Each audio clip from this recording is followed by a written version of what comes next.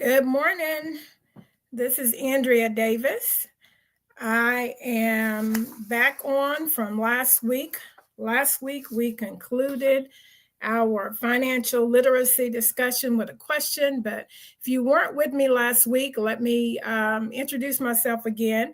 My name is Andrea Davis. I am a former public school teacher and I taught for over 20 years. And I am a life insurance agent. I am a mother of two young men, an 18 and a 23-year-old.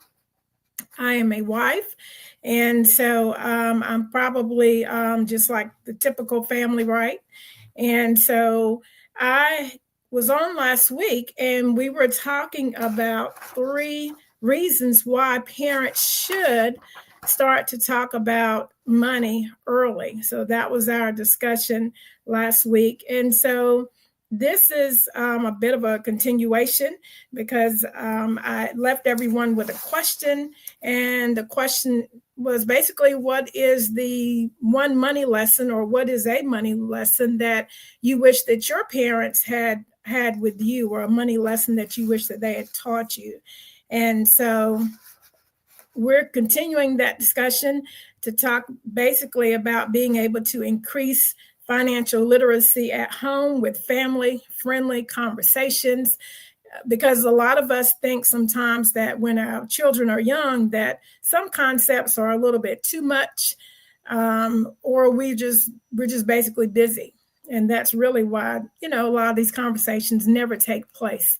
And so when we get this knowledge, sometimes it's out of experience that really is not a positive experience.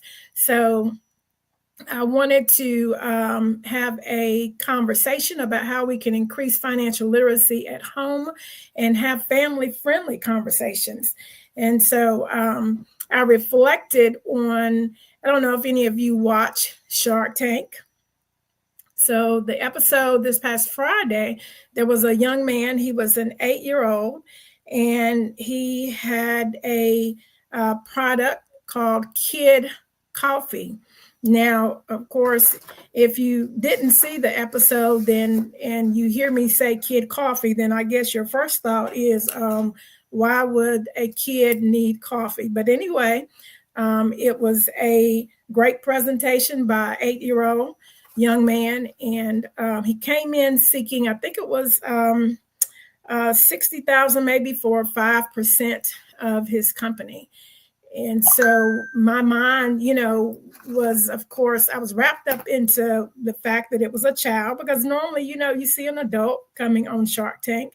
And so, of course, I was also considering the fact that because this young man is so young, I thought, what kind of conversations take place in his house, or what kind of conversations take place around the kitchen table?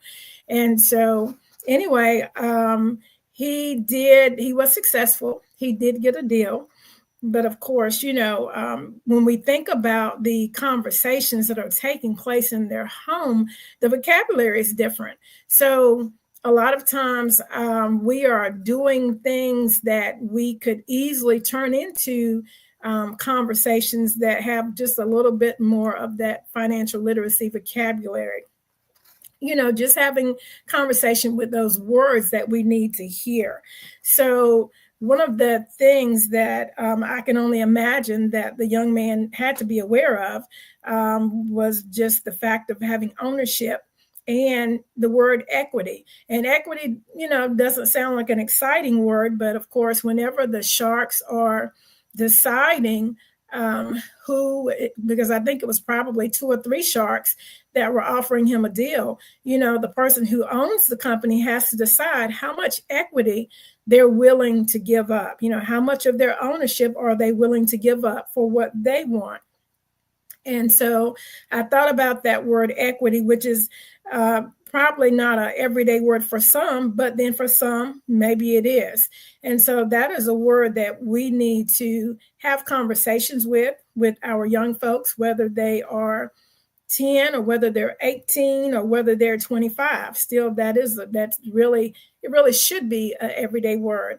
So when I think about the word equity, and I think about how do you make that a friendly conversation, and so we can think in terms of that cell phone that they carry, because we know that they may or may not have bought that cell phone. It may be that they're doing household chores and they've saved up to purchase that cell phone. But even if you've purchased that cell phone, I'd like to think that they are building equity by simply taking care of the phone, because they don't want to be without it. And so, therefore, just by taking care of it, knowing that the phone has value, they are building equity by their maintenance of the phone.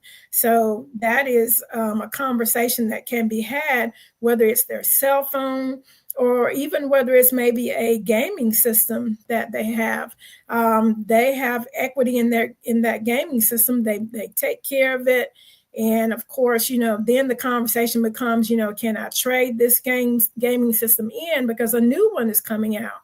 Or the conversation is there's a new iPhone coming out. And so because I've taken care of it, I can trade this iPhone in. So, our kids are definitely building equity. It just may not be an everyday word that we're used to using. So we need to adopt these words in our conversation.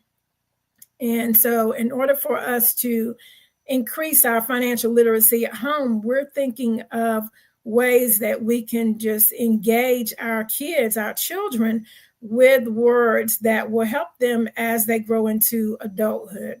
So, when we think of equity, we think of our possessions, the things that we own, or the things that we've been allowed to use on a day-to-day basis. We think of how can we engage, or how can we create an application so that the kids understand what equity really is. So an application of the word equity is whenever they want to go and, of course, trade that game in or trade that cell phone in.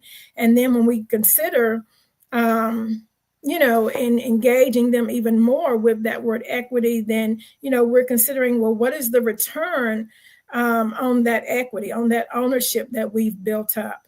And of course, you're a walking example, because you have equity, whether it's the equity in your home, whether it's the equity, in your vehicle. So we're a walking example. But to have a family-friendly conversation, then we can relate it to the very things that they really, really care about, and they really take pride in, that they take care of. So the first things that came to mind were the things that I know that my children take care of, and that has been their cell phones and, of course, their gaming system. Now, of course, as a life insurance agent, I think of building equity in a life insurance policy. Now, life insurance is not, well, it was not the most family-friendly conversation. When I grew up, life insurance was, the meaning meant, of course, that somebody was dying or had died. So it wasn't the most friendly or family-oriented conversation. And so when I think now about the word equity, we can talk to our children about building equity because it's ownership, it's an investment. And so as it goes with life insurance, we might have a life insurance policy. And so we're able to talk to our kids about, why do we want to build equity into a life insurance policy? What are we what is our plans on with the equity in that life insurance policy? What is the return on that equity in that life insurance policy? So there are so many family-friendly ways of talking about equity. So if you don't watch Shark Tank, that's just one way of making that word equity relatable, because that young man was 8 years old. So we don't really have to struggle to make these terms relatable. If you don't watch Shark Tank, like I said, I know your kid either has some prized possession that they have, and that you can relate that word equity. And so when it comes to everyday life, like I said, it's just really all about us changing or adopting new vocabulary words. Now, one of the most powerful ways to build equity is simply just to increase your knowledge. What are your kids reading? So along with the conversations, include in the conversations, the things that they're reading. So it could be something from school. It could be something that they, go get from the library. It could be something that you're reading as a family. But, simply increasing your knowledge is building equity. And that's really one of the most powerful ways of building equity is simply to increase your knowledge. So I really want to impress upon you that when it comes to building wealth and building generational wealth, it's not all about the muscle. It's all about increasing our knowledge and increasing our financial literacy. And that needs to be as a family. And so when it comes to reflecting on my time or my years as a teacher, I'm just thinking back to the fact that it didn't really matter. It didn't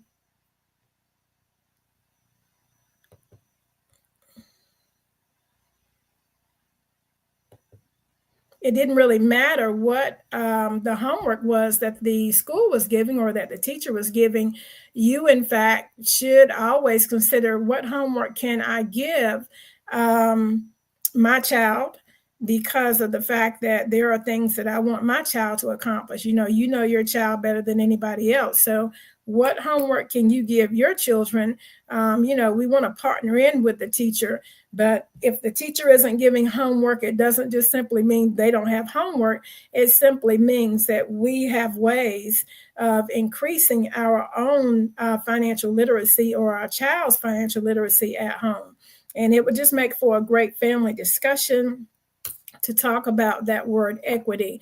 By the time they get to adulthood, they don't have to be in shock about, a life insurance policy or about being the owner of a property or looking for real estate. They understand by the time they get to adulthood that equity is ownership, and ownership is a great thing.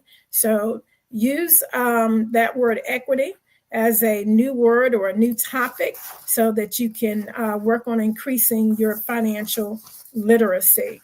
And so just to leave you with a question that you have in your mind, perhaps as an adult, what is it that you're increasing your equity in, or what are you building equity in right now? Is it, a life insurance policy? Is it your home? What are you building equity in? Is it your children, perhaps?